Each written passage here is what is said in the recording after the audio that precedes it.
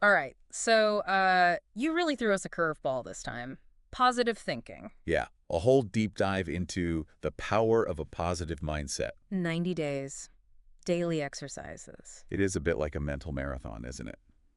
Ambitious. Well, that's Jason Wolbers for you. It is interesting how he approaches this. Like a workout routine, but for your mind. Exactly. And what I find fascinating is that this isn't some, Oh, yeah. armchair philosopher. Right? The guy was out there selling fire safety door to door. At 18, I mean, talk about Yeah. starting from the ground up. What I wonder is what clicked for him back then. Was there something about those early sales days that really set him on this whole path of positive thinking? Because you can tell from the book Oh, that he was already thinking differently even as a teenager. Even back then, he was fascinated by, like, what makes people tick, you know? Motivation. Motivation, yeah. And that gave him a real edge in a field where, let's be honest, rejection is kind of part of the Yeah. daily grind. So he's not just talking about positive thinking as some kind of No, fluffy concept. he's showing you how it actually translates into real world. Tangible results. Exactly. But I did notice in the outline you mentioned some, Oh, right, the tough broke years. yeah. So I guess even with the right mindset, building a business is, no, Walk in the park. yeah, exactly. Well, and I think that's why this book resonates with so many people. He's honest about the struggles, Right. the setbacks. He doesn't sugarcoat it. Yeah. He makes it clear that a positive mindset isn't about just denying reality. It's about choosing how you respond to it. So it's not about pretending everything's perfect. Right. It's Right. more about Yeah. developing a certain set of tools to deal with the ups and downs. Yeah. You nailed it. It's like building a toolkit for your mind. Now that's interesting. And that seems to be his core message. Absolutely. That a positive mindset is something you learn, it's not. You aren't just born with it. Right. It's like a muscle. You have to train it. Okay, so how do we train this mindset muscle? Well, he doesn't rely on the Right. typical, like, affirmations and Yeah. positive self-talk stuff. Yeah. It goes way beyond that. Yeah. He packs this 90-day challenge with some really unique strategies. Such as? One that really stood out to me was thinking like a child. I like where this is going Yeah. because we've all heard think outside the box, but Right. thinking like a child, there's something so freeing about that. Yeah. What does he say about? Well, he argues that Yeah. kids, they haven't learned all the limitations Oh, right. the adults we put on ourselves. So they approach things with, It's just this incredible sense of possibility, yeah, why not? Yeah, why not?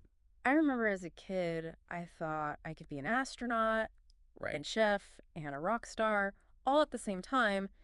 And then somewhere along the It's line, more along the way here. all that gets chipped away. You start thinking, oh, I can't do that. Or that's not realistic. That boundless enthusiasm, it's It goes away. just gone.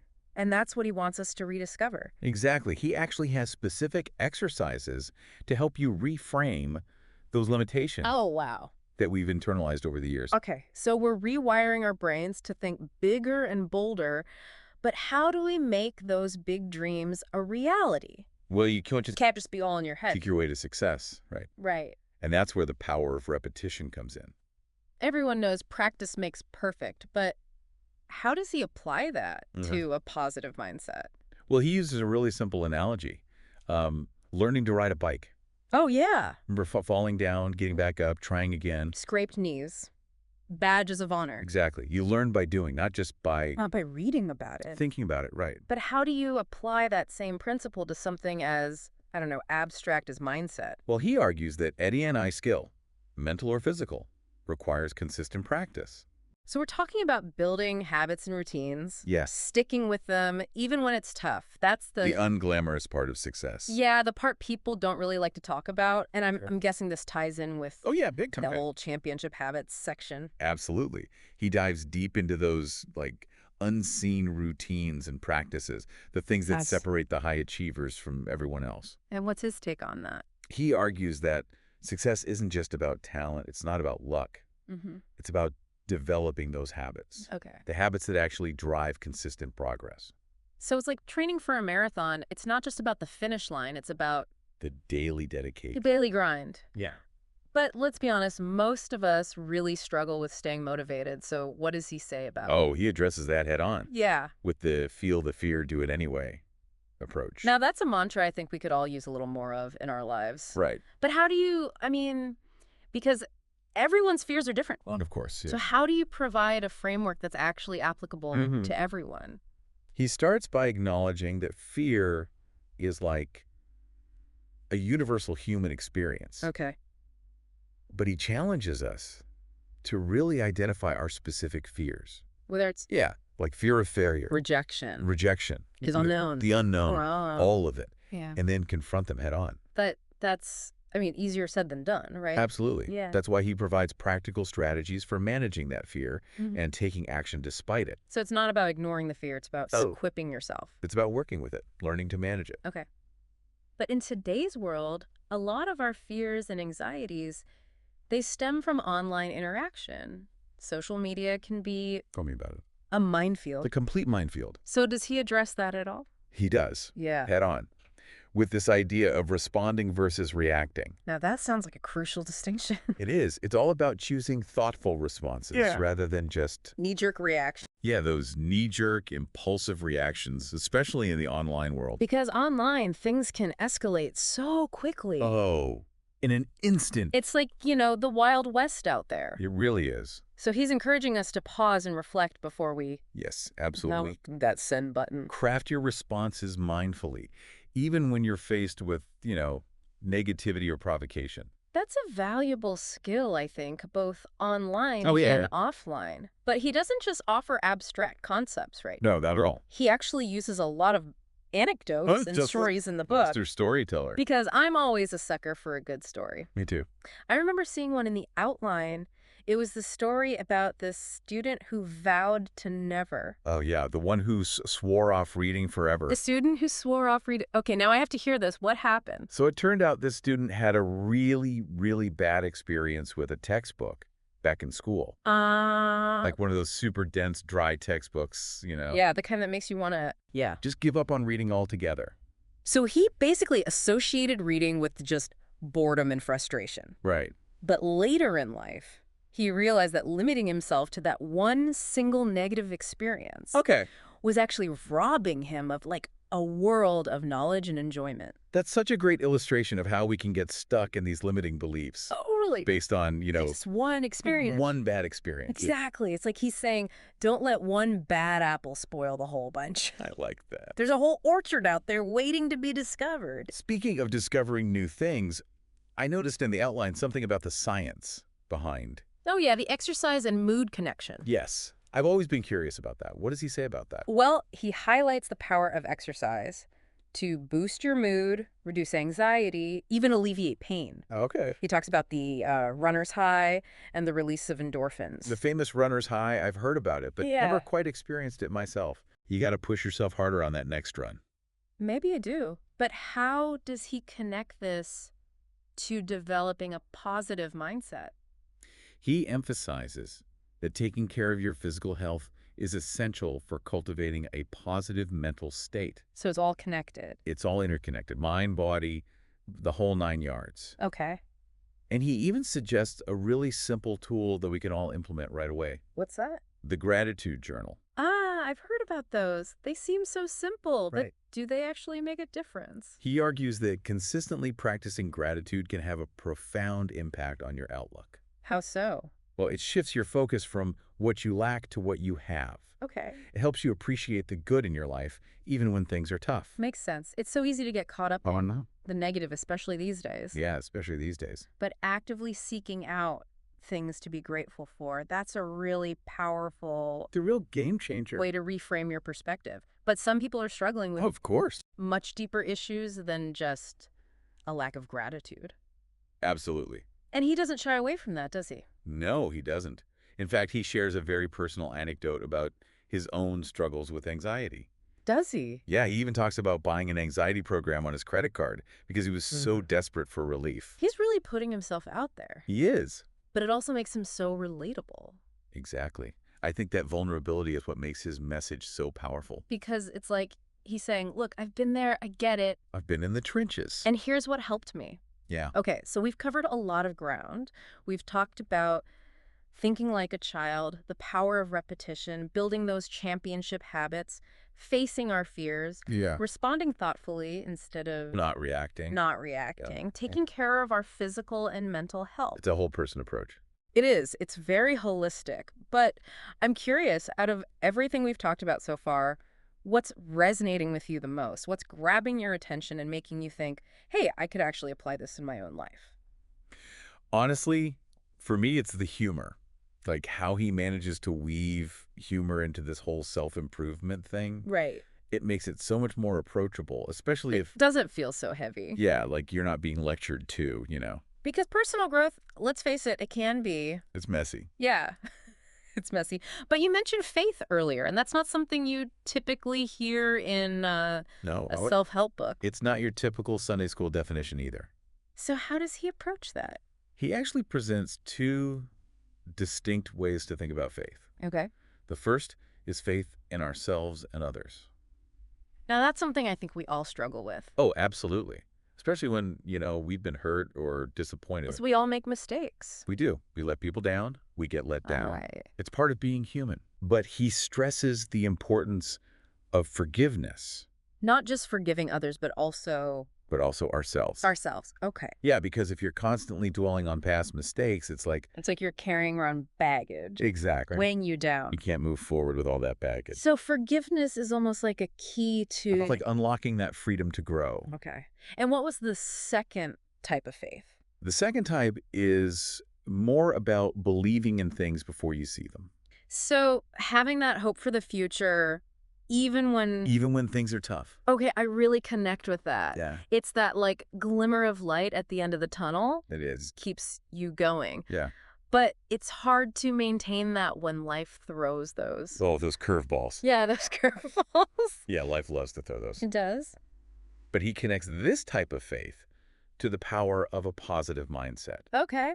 He argues that when you have that underlying belief, that hope, Yeah. it actually fuels your actions, your choices. It gives you that resilience to keep going. Exactly. Even when you face setbacks. So faith is almost like the foundation upon which you build. It's the root system that allows you to weather the storms. I like that analogy. Now, he also talks about decision making. Yeah. How does faith play into that? He encourages us to make decisions based on faith, not fear. Okay, but how do you distinguish between a decision that's based on faith Right. and one that's just, I don't know, reckless? He acknowledges that it's a delicate balance. It's not about being blindly optimistic or just like throwing caution to the wind. Ignoring the potential risks. Exactly. It's about weighing the risks against the potential rewards Yeah. and then trusting your gut. So being informed, but also Being informed, trusting your intuition. trusting your intuition. Yeah. Okay. Making that choice that aligns with your goals, even if it's a little scary. That's pretty empowering. It is. And it makes you think, what are we letting fear hold us back from? What opportunities are we missing because we're just too afraid to take that? That leap. Yeah, that leap. But all these big life decisions, it can feel really, Overwhelming. yeah, overwhelming. How does he suggest we even approach that process? He talks about this idea of winning the day. Winning the day. Okay. Yeah, it's about focusing on what you can control, making the most of each 24 hours. Instead of getting bogged down by the Instead of getting bogged down by the big picture. Exactly. the enormity of it all. I like that. And a powerful mindset shift, Breaking it down. breaking it down. So instead of thinking, oh, I need to lose 50 pounds, Right. it's what healthy choices can I make today? It's about those daily wins. Exactly. It's about those small victories that ultimately lead to the big transformations. So it's building momentum through consistent action. Exactly. But even positive change can be scary. So how does he address that resistance to stepping outside our comfort zones? He reminds us that change equals progress, Okay. and it's natural to resist change. It can be uncomfortable. It can be disruptive. Disruptive. But he argues that it's often necessary for growth, We often cling to what's familiar, even if... even if it's not serving us anymore. Right. But how do you know when it's time to embrace change? He says to pay attention to those feelings of discomfort, of restlessness. Okay. That's a sign that you've outgrown your current situation. So it's time to evolve. It's time to evolve. Okay. He even takes it a step further with this concept of living like you were dying. Wow. That's pretty intense. It is. But it's about appreciating the preciousness of time, making the most of each day. It's like stop and smell the roses. Exactly. Savor those simple pleasures. But it's hard to do that when you're When you're stressed or just exhausted. exhausted, yeah. He acknowledges that life can be challenging, Right. but he argues that we always have a choice. And how we respond. Exactly. Uh, He encourages us to adopt an attitude of gratitude Even when things are tough. even when things are tough. It's about finding those silver linings, even in the darkest Exactly. clouds. Okay, we've covered so much. We've talked about the role of faith, making decisions based on courage, winning the day. What's resonating with you? What's sparking that, aha, I can use this moment for you? For me, it's the practicality of it all. Yeah. It's not just about like some vague notion of changing your mindset. He gives you actual tools, Yeah. concrete things you can start doing today. Like he talks about the simple act of making a to-do list. The classic to-do list. Right. But prioritizing. But even making a list can feel so overwhelming sometimes. Totally. I'm definitely guilty of letting those lists pile up. We've all been there. And then it just creates more stress. He connects that back to his do it now philosophy. Oh, interesting. He argues that procrastination, a lot of times it's really a symptom of fear or self-doubt. So by tackling those important tasks head on, Yeah. you're not only getting things done, but you're actually building momentum Okay. and boosting your confidence. So it's like a positive feedback loop. Yeah. The more you accomplish, The more motivated you the feel. more you want to tackle the next thing. Okay. But life isn't always about checking things off a list. Sometimes it throws you those curveballs. It does. Yeah. You have to improvise. Yeah, you have to improvise. Okay. So how does he address those unexpected challenges? He tells a story about his brother and sister-in-law. Okay. They experienced a really devastating personal tragedy. Oh, wow. But instead of letting that grief and despair consume them, they actually channeled that pain into creating a foundation Really? to help others who are going through similar struggles. That's amazing. Yes. Turning a loss into something so positive. It's incredible. What's the takeaway there? I think he's showing us that even in the darkest of times, we have a choice. Okay. We can either let those challenges define us, Right. or we can use them as fuel Fuel for growth. for growth, for positive change. It's about finding that meaning and purpose even in the midst of adversity. So reframing those challenges as opportunities. Exactly. For learn. For becoming stronger, more resilient. Yeah, that's powerful. Now, what about balance? Does he talk about that? He does. He emphasizes the importance of finding that balance. Yeah. Working hard is essential, Right. but so is making time for play, For relaxation. for those things that recharge your batteries. It's like they say, work hard, play harder. Right. You can't pour from an empty cup. Exactly. You need time to unwind and disconnect and just do those things That bring you joy. that bring you joy. And remind us that life is a journey, Not a destination. not a destination. It's about embracing the ups and downs. The wins and the losses. He even has a chapter called Sometimes You Win, Sometimes You Learn. I love that. It's a great reminder because it's so easy to get caught up in. Oh, the pursuit of perfection. Yeah. And the fear of failure. But he says that those setbacks, They're often our greatest teachers. they are, but he doesn't just focus on external achievement. No, he also talks about self-love. How does he define that? He makes it very clear that self-love is not about narcissism or ego. Okay. It's about recognizing your own worth, valuing yourself Treating yourself with kindness. with kindness and compassion. Yeah. It's like they say, you can't love others until you love yourself. Exactly. But how do you cultivate that self-acceptance? He connects it to the idea of being the change. Interesting. He argues that we can't wait for the world to change. Right. We have to start with ourselves. Okay. So by embodying love and kindness and compassion, we actually radiate those qualities outwards. So it's like a ripple effect. Exactly. By cultivating self-love, we create a more loving world. That's beautiful. But does he offer any practical advice on how to do that? He does. He talks about self-care, setting boundaries, speaking kindly to yourself, Celebrating your accomplishments. celebrating your accomplishments, big or small. Yeah. Treating yourself as you would Oh, dear friend. a dear friend. That's good. It feels like we're nearing the end of our deep dive here. Yeah, we're getting there. Does he have like a final call to action? He does. And it's a powerful one. It's simply, what are you waiting for? Oh, I like that. It's a challenge to take everything we've talked about, all these insights and strategies, and put them into practice. Because knowledge without action is meaningless. Right. It's not enough to just read the book and Not alone. nod along. Yeah, it's about taking that next step And creating real change. and creating real change in your life. And that's something only you can do. But the power of a positive mindset focuses on the individual. What about the impact our mindsets have on the people around us? Think about that ripple effect. How does that positive or negative energy spread outward? That's something for you to think about. Until next time, keep diving deep and stay curious.